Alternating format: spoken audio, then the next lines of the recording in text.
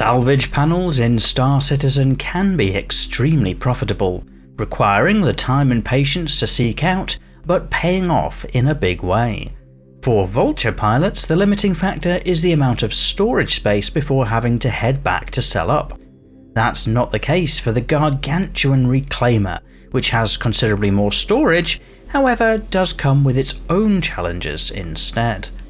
I'm Forrester, and this gameplay video covers heading out in the Reclaimer in search of salvage panels to generate a profit. Much of the footage has been sped up to keep the overall length of the video down, and those parts are clearly marked as such.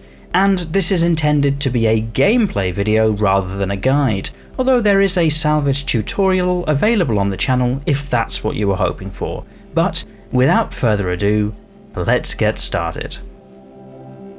And as usual, we start by spawning in the Reclaimer and instantly hitting that sped up footage because it takes a long time to walk up the ship and get into the pilot seat. It also takes an exceptionally long time to get airborne and out of atmosphere, so it feels the kindest thing to do to move that to ×12 speed. For regular viewers of gameplay videos here, you will recognise that we are out at New Babbage again, my favourite haunt, and heading to Mike L1 in search of panels this time around. The trick seems to be heading to either the L1A point or where there is a rest stop like there is here in Mike L1, and then starting to scan away in the asteroids. We're still in ×12 speed. The downside of salvage panels compared to Salvage Contract is just that you don't know how long it's going to take you to find something. With a Salvage Contract, you pick it up, you fly straight there and you start salvaging right away. With these panels, there's often a search time involved, and this is one of the downsides of the Reclaimer as opposed to the Vulture, is that it takes a little bit longer to search. It seems to be because the Reclaimer is much slower than the Vulture, but anecdotally it feels like the scanners have a harder time in the Reclaimer versus the Vulture. Maybe that's just my experience, but you can let me know in the video comments if there's any facts to back that up.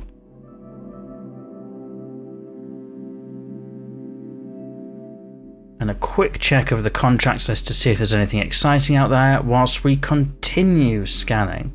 To give some context to this is ×12 speed scanning, so you can imagine just how much time it can sometimes take to find those panels to salvage.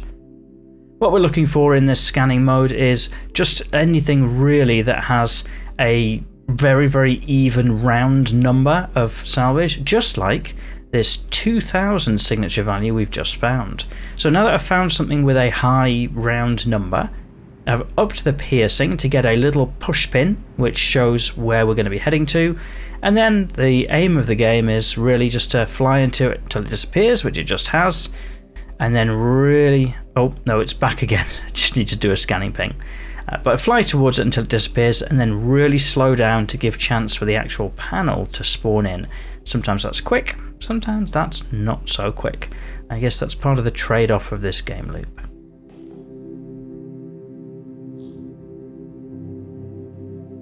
So at this point the pushpin has disappeared, so really slowing the Reclaimer down to a crawl, because the last thing we want to do is be flying headfirst into that panel. And I can see one on the right has spawned now, one above and one to the side. So at this point it's just going to be a case of positioning the Reclaimer so that it's in the perfect place to actually start salvaging. This can be a little bit more difficult than with the Vulture, because with the Vulture your heads-up display is the same, so you'll know if you're too far, too close. It's very simple to move. In this case, it's been a little while since I've been out and about in the Reclaimer, so there's a little bit of trial and error jostling just to get in the perfect place. But there we are for the first salvage panel, and then push it away once done. And then the second salvage panel is almost entirely stripped, so it's just a case of grabbing whatever's there and then pushing that one away. And then the third salvage panel is the really exciting one. Once again, need to inch just that little bit closer to be able to actually salvage it.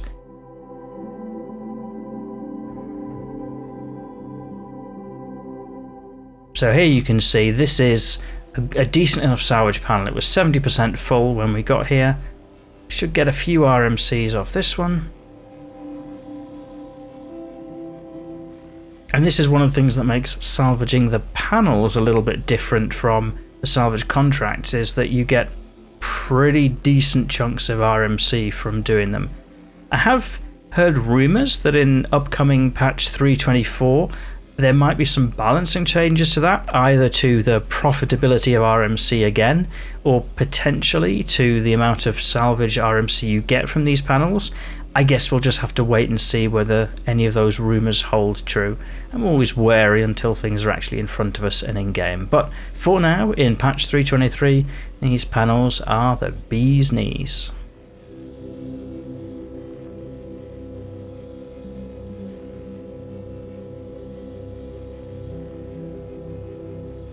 Just trying to get as much salvage off this side of the panel as possible before moving to the opposite side. So the nice thing about these Reclaimer turrets is you can quickly swap to a tractor beam and then manipulate your salvage target in real time and then get back to salvaging. It's very handy, very convenient, especially because the tractor beam is so powerful compared to the stock one on the Vulture, so you can really move things around a lot more easily with these Reclaimer tractor beams.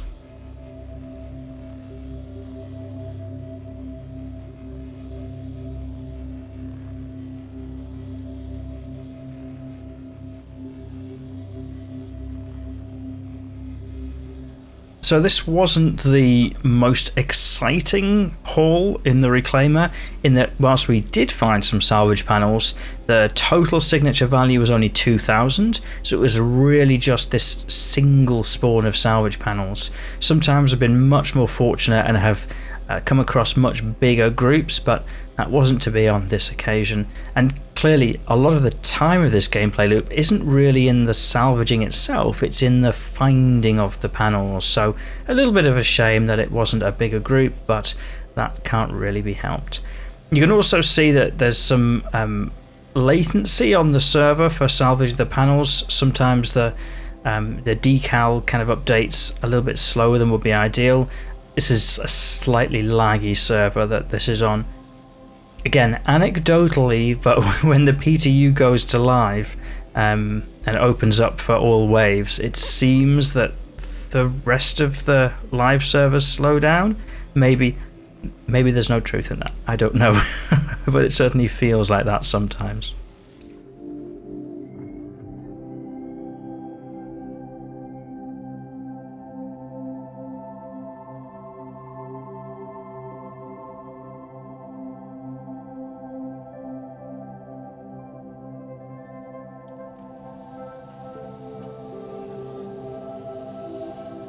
So at this point I think we've got most of what we're going to get from that salvage panel.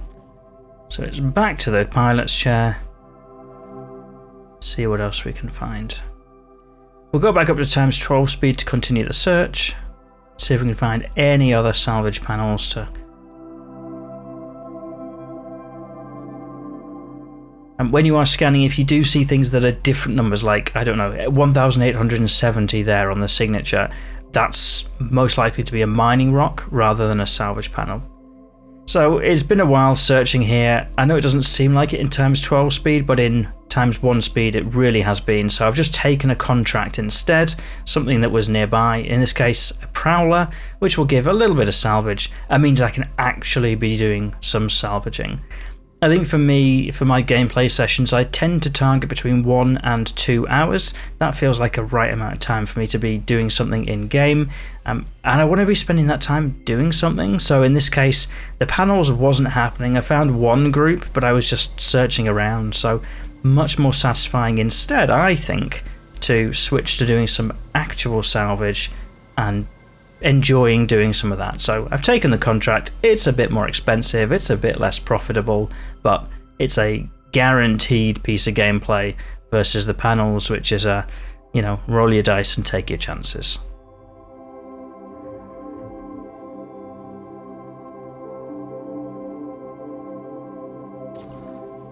So at this point I'll use the tractor beam just to bring the the little prowler a little bit closer so that it's easier to get more access to things.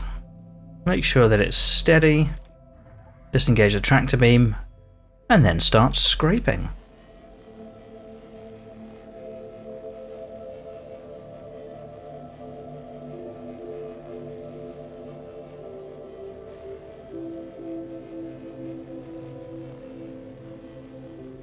I should point out here as well that Reclaimer is clearly designed to be a multi-crew ship. So there's the pilot's chair, there's a claw operator next to the pilot's chair, and there's these two salvage turrets. It is possible to operate a Reclaimer solo, at least in the current patch 3.23.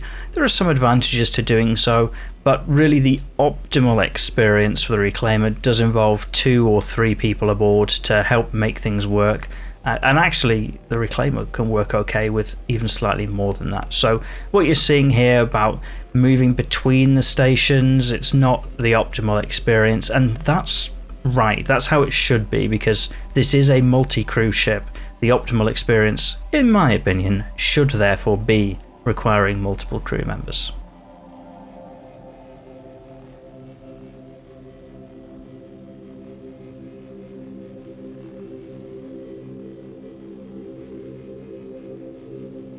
There is something highly satisfying about just scraping the hull, seeing the colours, seeing the hull slowly change as you get that valuable salvage off from it. As a fairly peaceful, fairly chilled out gameplay loop, something that you can do with just, I don't know, a cup of coffee in hand and taking it easy, Salvage takes a lot to be beaten. It's involved enough, as you can see. You have to be actually doing things, so it's not as simple as just flying from A to B. You've always got something to be working on, something to be doing. And you get a good visual indicator of your progress as you're making your way through the salvage as well. So I very much enjoy Salvage. It's probably the primary gameplay loop for me since it was introduced. And that's saying something.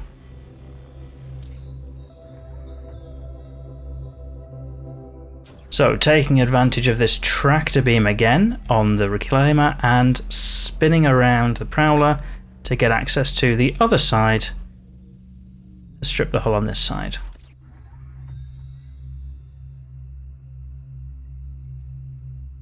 Now arguably, if I was really trying to get the most out of this hull, I'd be going down and taking the weapons off the ship and storing them aboard to sell those to Center Mass or wherever. I'm not going to be doing that. Literally just wanted to grab the hull, salvage the hull, just to do a little bit of salvaging. So it's not a complete picking of the bones. There's still going to be a little bit of meat left on the carcass, but for the most part this will be a salvaged. And some of the most profitable bits in terms of the time that you spend actually doing it are the RMC. So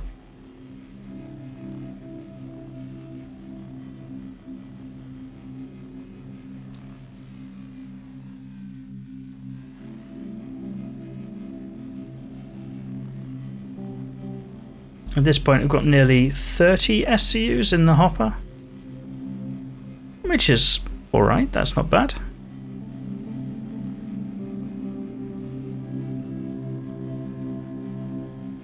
I always feel like I have to be very careful about saying that, you know, that's okay, that's not bad, because sometimes people will in the comment section say to me, actually, yeah, that is, this is how much you should be earning per hour, and therefore anything below that is bad. I think that's probably a personal view. For me, I'm not trying to necessarily min-max the game here, even though I was out looking for salvage panels, which are highly profitable. I'm more interested in enjoying my time in game than building funds as quickly as possible. So just manoeuvring the Reclaimer there to have this salvage Prowler right in front of the ship, and then going to switch to the claw operator seat and disintegrate that hull. Now over to the left, slightly awkward there, is the power on button for the claw. It's in an awkward place, so if you're struggling to find it, it's off to the left, but it's not obvious where it is. You've just got to look for the interact thing to pop up. And And there we go, arms deploying, claws coming out.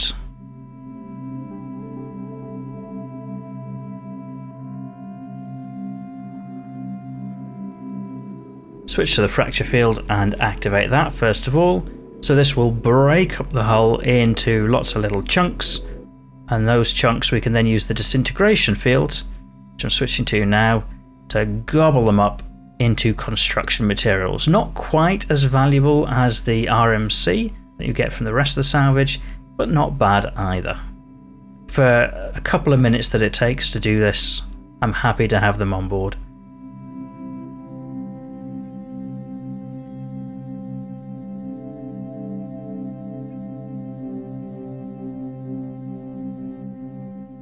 So I did mention this wasn't intended to be a salvage guide. I know I've chatted through some of the things that I'm thinking as I'm playing through the experience. There is a salvage guide video on the channel if you are looking for a proper tutorial, but this is more just to give some gameplay, some actual playing of Star Citizen for the sake of playing it. So we're down in ×12 speed again. We've gone back to the salvage hold just to move all the boxes around, unload them from the hopper and have them loaded onto the cargo grid. That means that when we head back planetside, we are going to be ready to sell. And then we'll head back to the front of the ship, into the pilot's chair, and head back home to Microtech. New Babbage is my home in-game. There's something about the snowy biome, the snow-capped mountains, just, it works for me. I'm a Microtech fan, what can I say? So then the steady flight into the spaceport. The Reclaimer can be a little unwieldy in atmosphere. You'll see on the left of the heads-up display that VTOL mode is engaged. That's just to keep it a lot more controllable. Otherwise this thing would happily fall out of the sky. But made the landing. Head out the back of the ship and then into the spaceport. So always store the ship. It gives me just that added sense of security. I know in New Babbage some people park over near the commons and just go straight there, but I'm happy to take the tram and just have the ship safely stored and have that peace of mind, you know? So first up, it's going to be selling up the construction materials. They're not worth a lot. We didn't get a lot of them. But 10.6k for, you know, a few seconds of breaking down the hull. And then we'll head to the TDD and sell the RMC. This is where the real valuable money is. And even though the demand isn't the best, 417k for that. So just under $500,000 Alpha UEC for just over an hour's worth of work. I enjoyed it. Hopefully, if you enjoyed this video, you might press the like button to let me know I should make more similar videos, and if you're not yet subscribed, given that you've got this far, you probably want to do that too, so that YouTube will know to show you more videos like this in future. But otherwise, and as always, thank you for watching.